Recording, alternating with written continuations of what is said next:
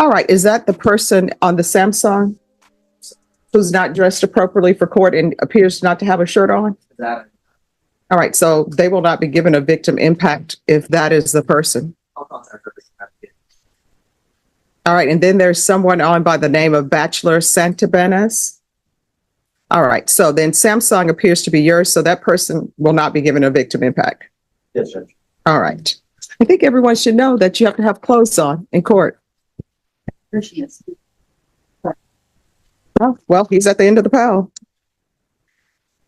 All right, court is calling 2023 CR 3848, State of Texas versus Michaela Elise Johnson. Can I have parties announced for the record for the state? Defense? Patrick Hancock for the defendant. All right, and are you Ms. Johnson? Yes, ma'am. All right, we're here for sentencing. You entered a plea of no contest to robbery on December 4th. According to the plea bargain agreement, punishment is to be assessed at a cap of 8 years in the prison. The state is opposing your application for community supervision or deferred adjudication. They're taking certain items into consideration. All right. Did you all have a chance to review the PSI report, state? Yes, Judge. Defense? I did, Your Honor. Any objections to the PSI report, state? No. Defense? No, ma'am. All right.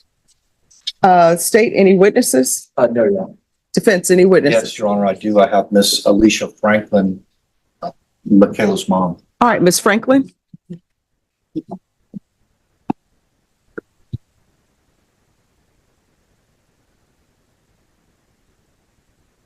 Can you raise your right hand? Do you solemnly swear or affirm the testimony you give will be the truth, that nothing but the truth so help you God? I do. All right, you can lower your hand. Make sure you keep your voice up so the court reporter can hear. If you can state your name for the record. Alicia Franklin. All right, defense. Miss Franklin, good morning. Good morning. You and I have spent a lot of time together regarding Michaela, is that correct? Correct. And you are aware that Michaela has accepted responsibility for a robbery here in Bexar County. Correct. And today is the day that the judge can either send her to prison or entertain her application for probation or deferred adjudication. Correct. Ms. Franklin, let me just ask you, how old is Michaela? As of now, she is 18. When the case started, she was 17. And when did she turn 18? November 3rd. And where is she a student at? At Roosevelt High School. What grade is she in? She's a senior. And being in Roosevelt High School, has she made future plans? Buckle up, guys. Today we are going to witness a courtroom moment that no one expected.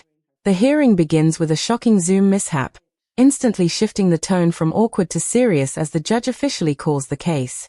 What follows sets the stage for everything ahead, with both sides preparing to dig into the life and choices of the young defendant. Applied to any universities or done anything at this point in her senior year? Yes, she was accepted to UTSA, and we're pending. Excuse me.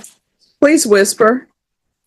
Say it again, ma'am. She was accepted to UTSA, and we're pending the application for Clark Atlanta University. Very good. And how is she doing in school? She's doing good. She's on my honor roll. Right now she has all A's and perfect attendance since she's been out. And did Michaela request a letter from one of her school counselors to offer to the court today? She did. John, I tendered this to the state for their review. At some point, you'd like me to look at that, Judge. All right, any objections to the court reviewing this? No.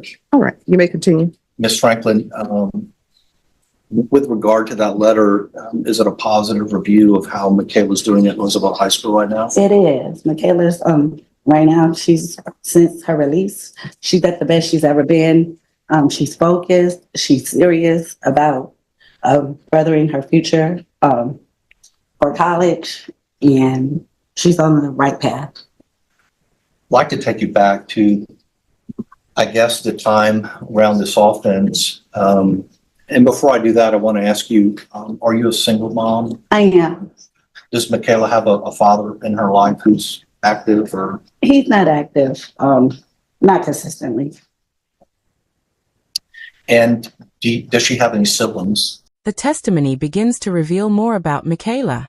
Her mother explains that despite her daughter's mistakes, she worked hard in school, even earning acceptances to UTSA and Clark Atlanta. This glimpse into her academic life humanizes her, contrasting the serious charges she faces. The court listens closely as letters from a counselor are submitted to support her progress. She does. She has a brother and a sister from her father. But living in your household is just No you. one, just me and Michaela. Want to take you back to around the time of the offense. Do you remember getting a call that Michaela had been locked up for some very serious offenses? Yes, I do. And can you tell the court what your response was? That she needed to sit there. I left her in there. She needed to understand what she had done and take responsibility. I left her in there for 5 months before I bonded her out, so she could understand that she didn't do anything. It wasn't something small. She needed to understand exactly what she did and what she could look forward to. She needed to know what prison or their county was, what jail was. And do you think those 5 months had a significant impact in her life? Most definitely. I know for a fact she doesn't want to go back. She definitely has a true meaning of what jail is. And was that your goal at that time? That's definitely was my goal, because I could have bonded her out the same day or the next day. I could have got the financial means to get her out. So it was definitely my goal for her to learn her lesson. And hopefully we don't ever have to revisit this again, which I don't think we will. I honestly think that she did learn her lesson. Miss Franklin, let me ask you, at the time when she was arrested, were there some behavioral problems that you picked up on? Yeah, there was, but Next comes a pivotal revelation. Michaela's mother recalls the painful decision to leave her daughter in custody for 5 months, believing it was necessary to teach her a lesson. The impact of that decision weighs heavily in the room, underscoring both the severity of the crime and the hope for rehabilitation. It's a moment that highlights the emotional stakes of this hearing. I thought she was just being a rebellious teenager. I didn't realize she was depressed and had low self-esteem until she had suicidal thoughts. I took her to Little Ridge, but they let her out and she did a little counseling here and there. So I thought she was just being more rebellious to herself. I honestly didn't know it was mental health issues there. But once I did know, I've gotten her help. What mental health issues have you discovered regarding Michaela? Definitely depression, low self-esteem. We've been going through exercises with the counseling sessions. And me, myself, just trying to boost her up and get her on the right path to feel good about herself. And do you think you're on a positive path right now? Most definitely we are. She's back living at home. She lives at home. Our relationship is really good. She's more open. We actually have conversations about how she's feeling. And I think we're on a really good path. And that's different than what it was before the Most definitely. She would stay to herself more, lock herself up in her room. Just for me, what I thought was normal teenage stuff, but evidently it was a little deeper than that. Ms. Franklin, you own the business. Would you tell the judge what you do for a living? I do. I'm Shirt Glamour Salon, a hair salon in San Antonio. And have you and Michaela talked about her interest in working in the salon? Yes, but actually before this she did. She was my assistant. Attention shifts to Michaela's struggles with mental health. Her mother recounts episodes of depression, even suicidal thoughts, and how counseling helped them reconnect. The testimony shows a teenager grappling with deep pain while trying to turn her life around. For the court, it raises the difficult balance between accountability and compassion. And to be honest, I need her back as an assistant, but she wants to be a barber and to get her through college. It'll be something for her to fall back on. And I can, I'm also an instructor, so she can get some of her hours through me. You mentioned that she's been accepted to UTSA. Yes, she's been accepted to UTSA, but she's also, we're pending the application for Clark Atlanta, which she preferably would want to go. And what would be her interest in studying in college? Business marketing.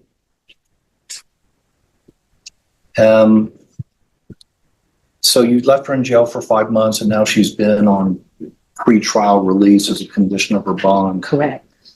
I know we had one GPS circumstance that we had to take up with the court, but Yes. other than that issue that was straightened out here in the courtroom, do you think she's been compliant with all the rules? Yes, she's been compliant, and I also make sure she's compliant. I mean, we get home on time, way before time. We don't take no shortcuts. So yeah, she's definitely compliant.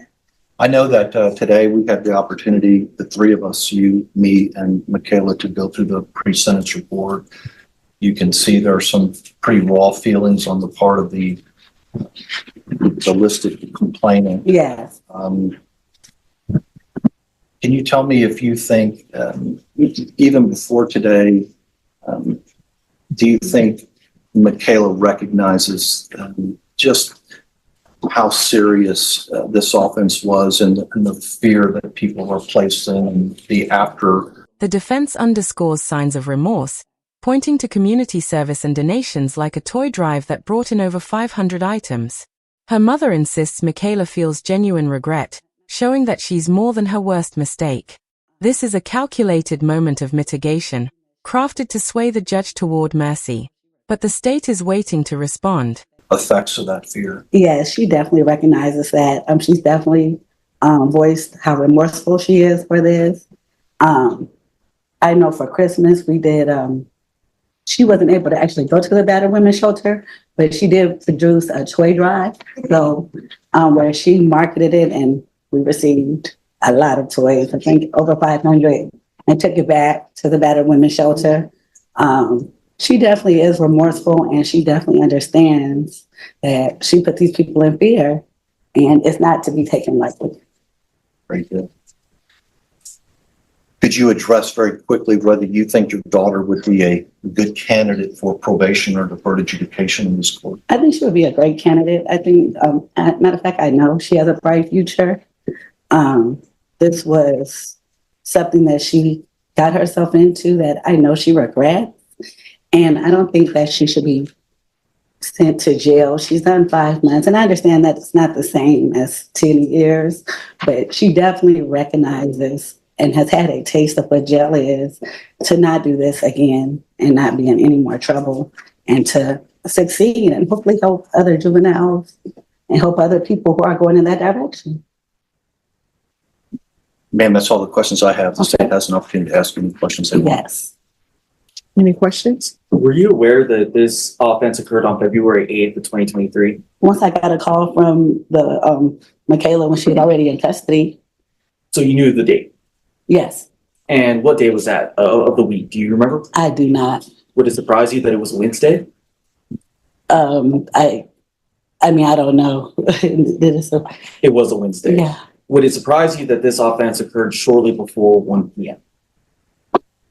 The whole thing surprised me. But I'm asking specifically about the time at which the offense occurred. Would that surprise you? Did you know that it happened? I did know. I mean, I've known since by reading the papers, and Where should Michaela have been? she should have been at school.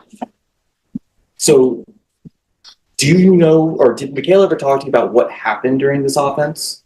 Yes, So you were aware that the victims in this case was a mother and her young 4-year-old son. yes, sir. And you had a chance to read the victim impact statement. Yes, sir. And did it shock you that this had a drastic effect on that family? No, sir. I definitely understand the turpitude of the case. So you understand what the victim's feeling when she's saying that prison would be appropriate here. I don't think it would be appropriate for Michaela And ma'am, for the simple fact. I'm going to ask if you could answer my question. Would it surprise you or does it shock you that the victim in this case is asking for prison? No, sir. Is it understandable? It definitely is understandable. And were you aware that the other two people that participated in this act, that they were both younger than you? Yeah. So she was the oldest one out of the group, right? Okay. Yes. So she should have been able to make better decisions than the other two, correct? I don't agree with that. The other two had been in trouble. I understand. And she also was the only girl. So And specifically her role in this act, were you aware that she was the person that drove the car that boxed in the victim and her son? I understand that she was the driver. Yes, sir. Specifically that boxed in the victim and I her son? understand. Nothing else to say. All right, any other questions? Ms. Franklin, I think I tendered it to the judge as a part of the other letter, but you did take Michaela to be evaluated by Mark Harris. I did. He's a licensed therapist, is that correct? Yes. Judge, if I didn't give you that. Yes, you did, and I reviewed it. Okay. very It's good. attached to that. Thank you, Judge. And you had the opportunity to look at his assessment, and that's helped you on a path of understanding her now, is that correct? Yes, it did. All right. Thank you. Thank you for coming in. All right, defense, call your next witness. Judge, that's it. All right, did your client wish to say anything? Judge, I think I'm going to speak for her. All right, so I want to let the parties know that part of my question, or maybe you can address this, counsel, Yes, ma'am. because it says that she is minimizing her role. And it says regarding the instant offense, the defendant stated, I have no comment at this, which I understand. Sure. That was But good. then she comes back and she does make a comment. And it says the defendant later stated, I feel it needs to be looked into more rather than what they are saying. And I think we addressed that actually this morning, Judge. I think her point on that is she was charged with aggravated robbery. She did not possess, hold, or yield a gun.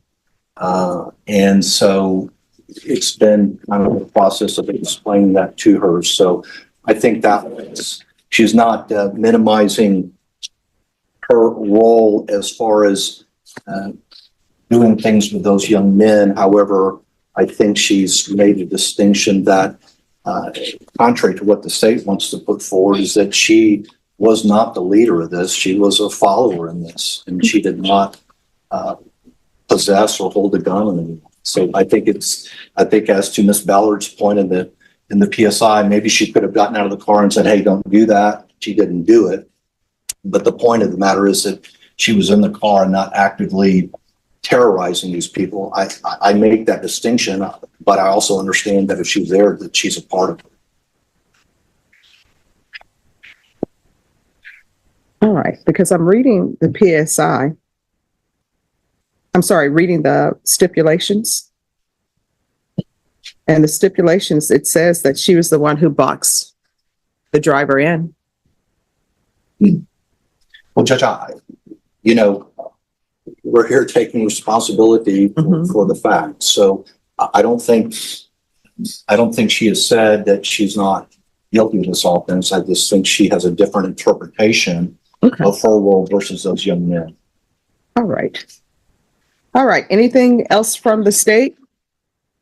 Your Honor, I was informed by our victim advocates that the witness on Zoom was dressed. It was a brown sweater. That's what she's saying that she was wearing. No, the person who was on Samsung, that wasn't a brown sweater. Unless I'm colorblind or something's going on, they had on no top. Well, all right, Judge, I just wanted to make sure. All right. Thank you. All right. I don't want to overstep, but I do want to make a brief argument next time. Yes, you may proceed. So, Judge, when I first started representing this young lady, she was in jail. And as her mother said, usually I have to field those questions, how quickly can we get out of jail? I think Ms. Franklin took a very brave approach for a single mom, and that is that I want her to sit there. These are serious charges. I want her to get a taste of incarceration. I want her to understand that you have to be penalized or punished for the things that you do. So 5 months passed by, and so I think that the value in that here in the courtroom today is that she has a taste of incarceration. And I think she's come out of jail, Judge, and the letter from the Roosevelt High School from Ms. Howard says she's really doing well in school. It's far for me to believe she's 17 years old when I met her and charged with such a serious crime. and she's turned 18 and she's only, 3 months into her 18th year. So, Judge, it's one of those things. She's got a bright future. She's got hopefully acceptance into a school in Atlanta. She's been accepted to UTSA. Those letters, in my opinion, Judge, from Roosevelt High School, those are hard letters to get for the defense.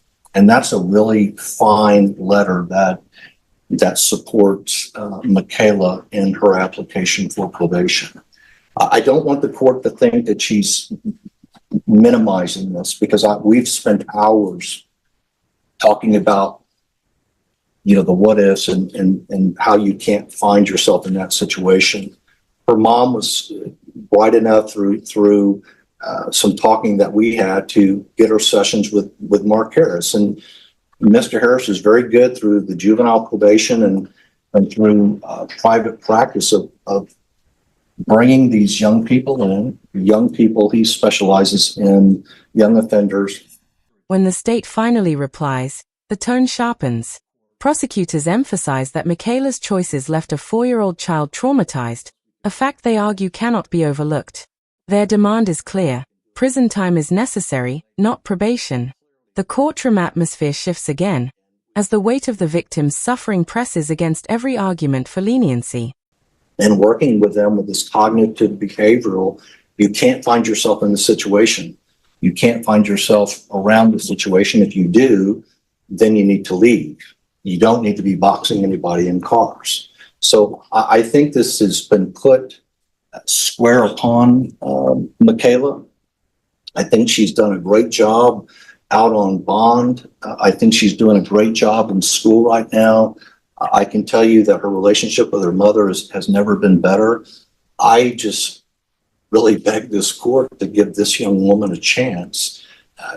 A conviction and being sent to prison is going to irreparably change her life. Now, I know that there's victims out there who have had their life irreparably changed too.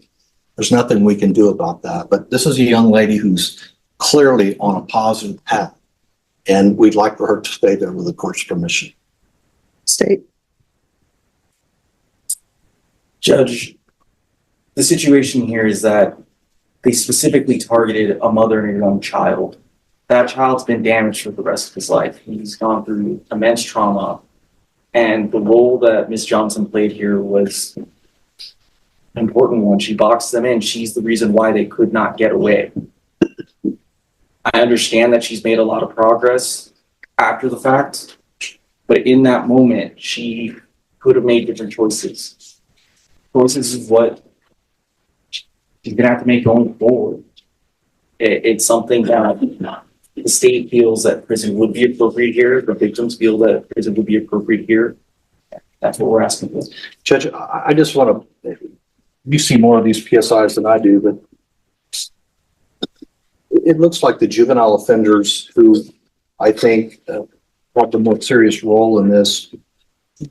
I can't read this correctly, but it looks like one of them had his cases dismissed, maybe placed on probation, and then one was sent to some kind of TYC placement.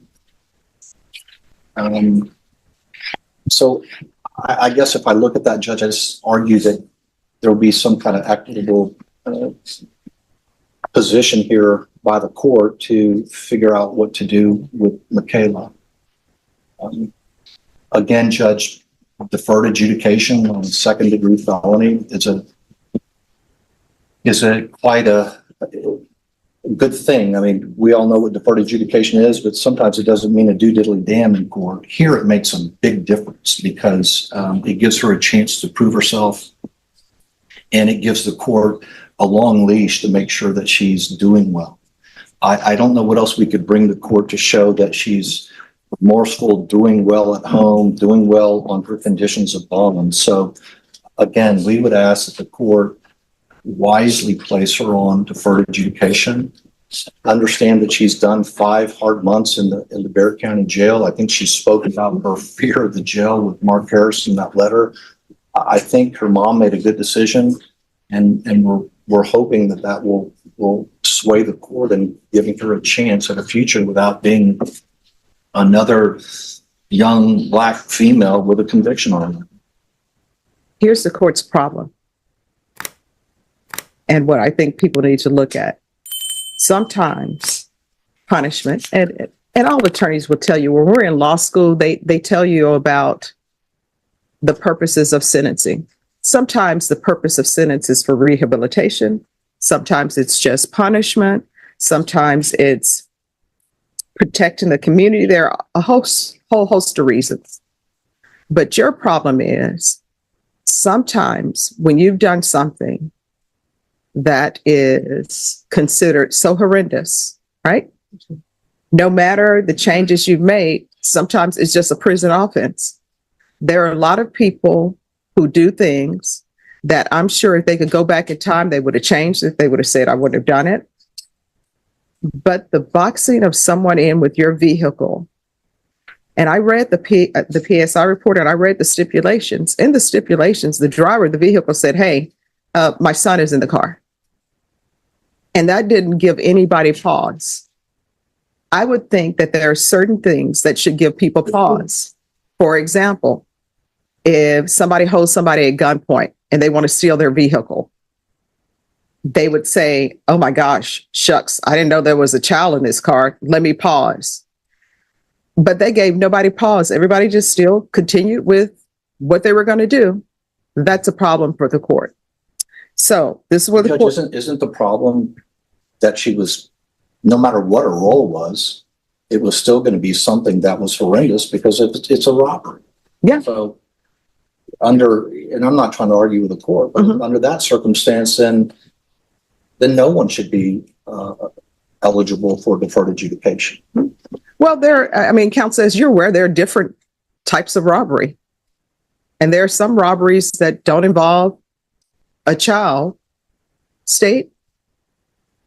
Your Honor, so right through one thing I did notice in the letter for the psychiatrist, something that is bothering me, I know I've seen it somewhere in here, is that Ms. Johnson, she said she gave them a ride but did not know their intentions, but she played a role in boxing them in.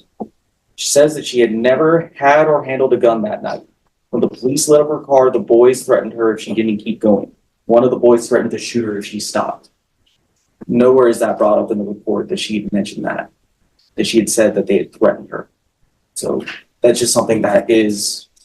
Well, I don't think it's her feeling, so it's not going to be in a police report. Right, but I can tell you that was her feeling on this. She did feel threatened by these two young juvenile offenders. But we're here today to take responsibility and not make excuses. So that's our answer to that, Judge.